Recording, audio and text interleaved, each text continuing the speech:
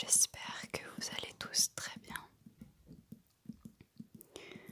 On se retrouve aujourd'hui pour une nouvelle lecture.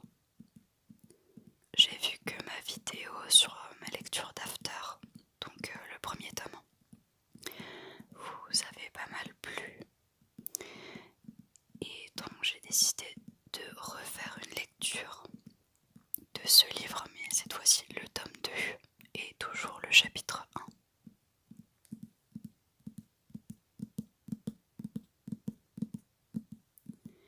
Donc comme d'habitude, si cette lecture vous a plu, n'hésitez pas à me le faire savoir en commentaire.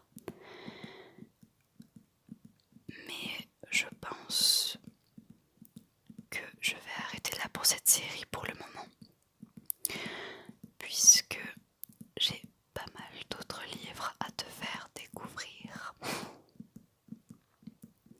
Nous allons donc commencer avec ce chapitre 1 qui est du point de vue de Tessa, donc l'un des personnages principaux. C'est parti. Zed m'explique comment le pari est né. Ça a pris plus d'un mois, dis-je en sanglotant. J'ai la nausée, je ferme les yeux pour essayer de me soulager. Je sais, il n'arrêtait pas de se pointer avec des excuses et de demander plus de temps. Il voulait baisser le montant du pari, c'était bizarre. On croyait tous qu'il était obsédé par la victoire, comme pour prouver quelque chose, mais maintenant je comprends. Zed s'interrompt quelques secondes et scrute mon visage. Il ne parlait que de ça, et puis, le jour où je t'ai invité à aller au ciné, il a pété un câble. Après t'avoir déposé, il m'a fait tout un sketch pour me dire de rester loin de toi. Je me suis foutu de sa gueule, je croyais qu'il était bourré. Est-ce qu'il vous a raconté pour la rivière et les autres trucs? Je retiens mon souffle en posant la question. La pitié que je lis dans son regard m'apporte la réponse. Oh mon Dieu! Je couvre mon visage de mes mains. Sa voix se fait plus basse.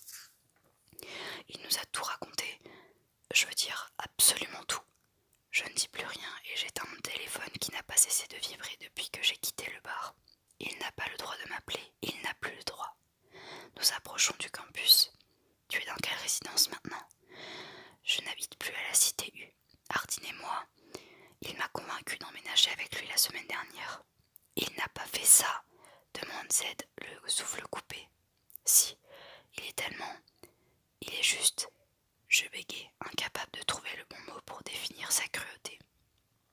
Je ne savais pas que c'était allé aussi loin. J'ai cru qu'une fois que, tu vois, après la preuve, il redeviendrait comme avant, avec une fille différente comme chaque soir. Mais c'est là qu'il a disparu. Il ne venait plus nous voir, sauf l'autre soir quand il s'est pointé au Docks et qu'il a essayé de me convaincre avec Jace de ne rien te dire. Il a offert un gros paquet de fric à Jace pour qu'il la ferme. De l'argent. Hardin n'aurait pas pu faire pire. À chaque révélation répugnante, l'espace dans la voiture de Z se rétrécit un peu plus. Ouais, Jace s'est foutu de sa gueule évidemment, mais il a dit à Hardin qu'il la fermerait. Et pas toi. Je me souviens des mains abîmées d'Hardin et du visage de Z. Pas vraiment. Je lui ai dit que s'il ne t'avouait pas tout rapidement, je le ferais. Visiblement, il n'a pas trop aimé, répondit-il en désignant son visage. Si ça peut t'aider à te sentir mieux, je crois qu'il se soucie vraiment de toi.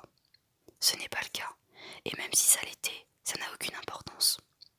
J'appuie ma tête contre la vitre. Chacun de nos baisers, chacune de nos caresses ont été partagées avec les amis d'Hardin. Chacun de nos instants révélés, mes moments les plus intimes. La seule intimité que j'ai jamais eue avec quelqu'un ne m'appartient plus du tout. Tu veux venir chez moi? Je veux pas être lourd ou te faire flipper, juste j'ai un canapé que tu peux squatter jusqu'à que tu saches ce que tu veux faire. Non, non merci. En revanche, je peux me servir de ton téléphone. Je dois appeler London.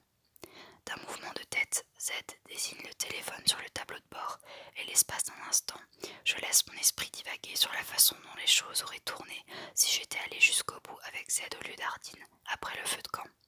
Je n'aurais jamais commis toutes ces erreurs.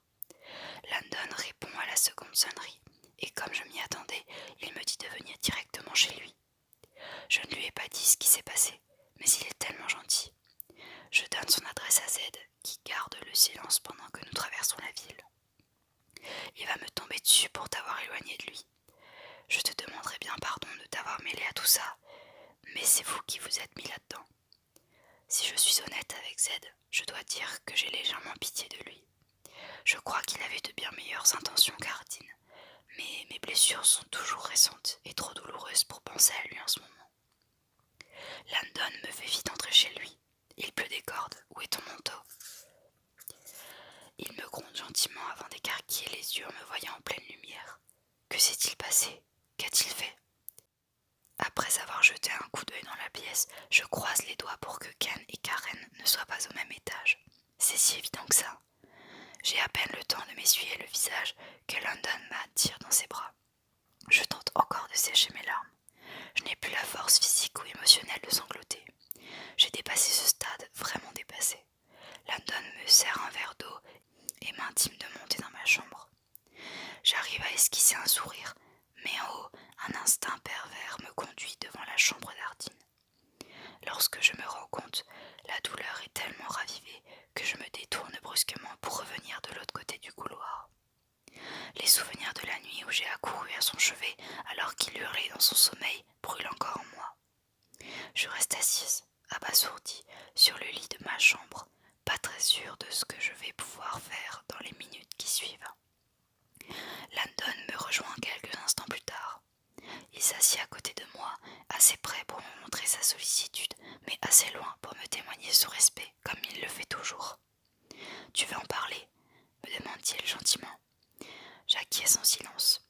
Même si répéter cette histoire me fait plus de mal que de l'apprendre pour la première fois, tout raconter à Landon me libère un peu. C'est réconfortant de savoir qu'au moins une personne n'était pas au courant de mon humiliation depuis le début. En m'écoutant, Landon est resté de marbre, à tel point que je n'arrive pas à deviner ce qu'il pense. Je voudrais savoir ce qu'il en déduit de la personnalité de son demi-frère et de la mienne. Mais lorsque je termine mon histoire, il se lève d'un bond, débordant de colère. Je n'arrive pas à y croire. Qu'est-ce qui ne va pas dans sa tête? Et moi qui croyais qu'il devenait presque correct, il a fait ça. C'est du grand n'importe quoi. Je n'arrive pas à croire qu'il t'ait fait une chose pareille, à toi. Pourquoi détruire la seule chose qu'il a? À peine Landon a-t-il fini sa phrase qu'il tourne brutalement la tête, et je les entends aussi. Ses pas précipités dans l'escalier. Pas simplement des pas d'ailleurs, plutôt le bruit de lourdes bottes claquant contre les marches de bois à un rythme d'enfer. L'espace d'un instant, je pense même à me cacher dans le placard, mais nous nous exclamons d'une même voix. « C'est lui !» Le visage de Landon est devenu grave. « Tu veux le voir ?» Je secoue la tête frénétiquement, et Landon esquisse un mouvement pour fermer la porte, juste au moment où la voix d'Ardine me transperce. « Tessa !» À l'instant où Landon tend les bras, Ardine franchit le pas de la porte, le bouscule et passe devant lui. Il s'arrête au milieu de la pièce, en même temps que je me lève du lit. Peu habitué à ce genre de scène, Landon reste planté là, interdit.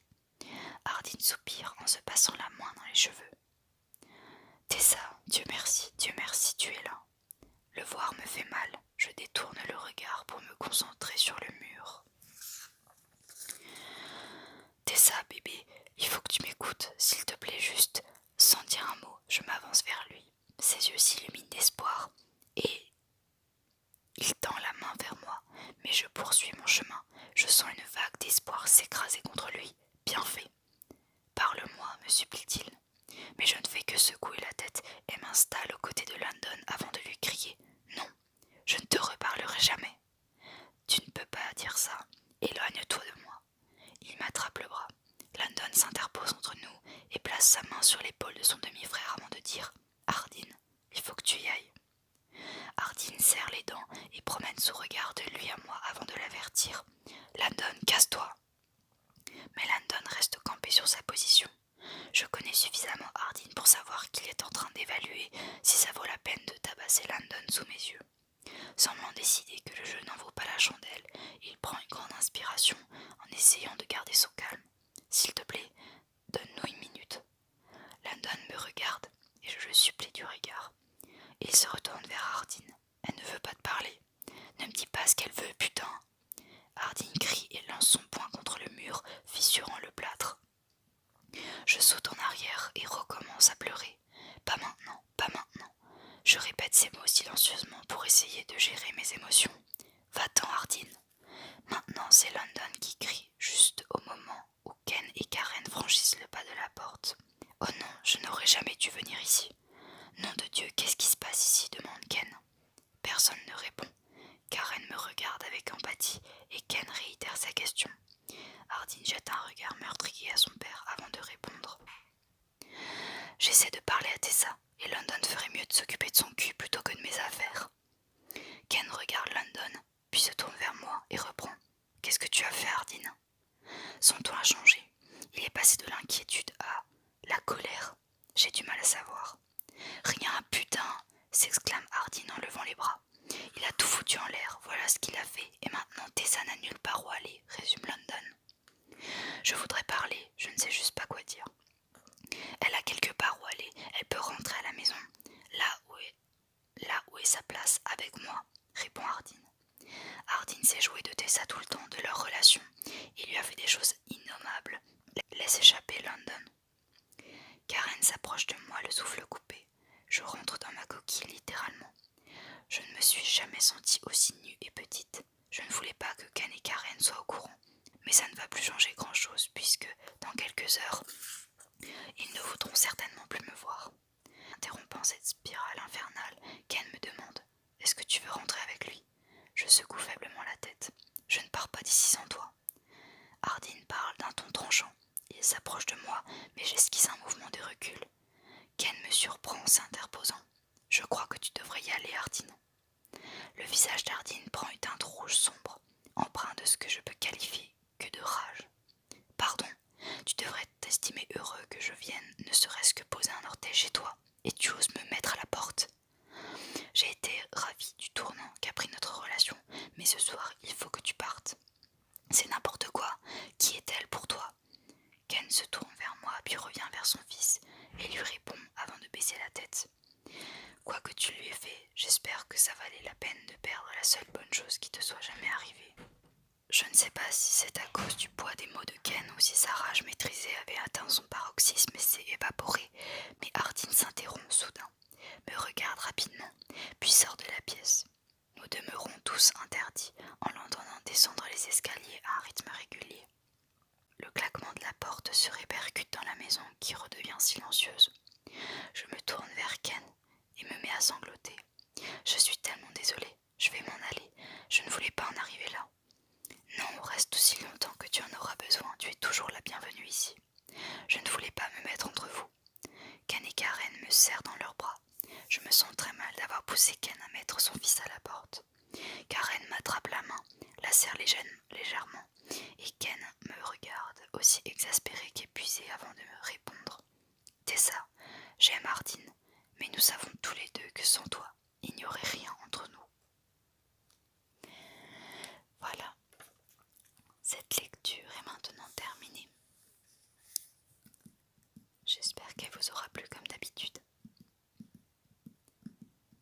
Je suis vraiment très contente de voir que on est de plus en plus sur la chaîne et ça me fait vraiment plaisir. Et n'hésitez pas à me dire en commentaire les livres que vous lisez en ce moment, ceux que vous avez lus ou ceux qui sont vraiment vos chouchous, vos coups de cœur en ce moment. Ça me ferait très plaisir de